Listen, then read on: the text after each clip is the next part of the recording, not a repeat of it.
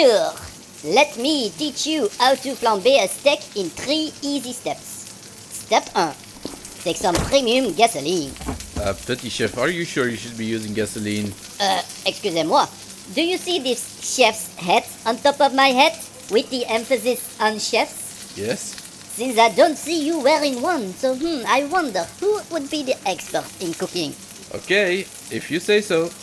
Don't worry, my big friend. I do this all the time. Okay, if you want to play it safe, how about you turn off the kitchen hood so it doesn't throw off the flame, you big safety nerd.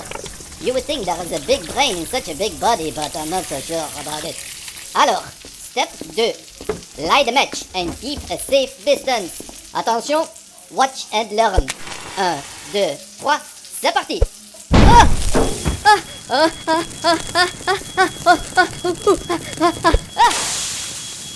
You see, I told you so. But what are you talking about?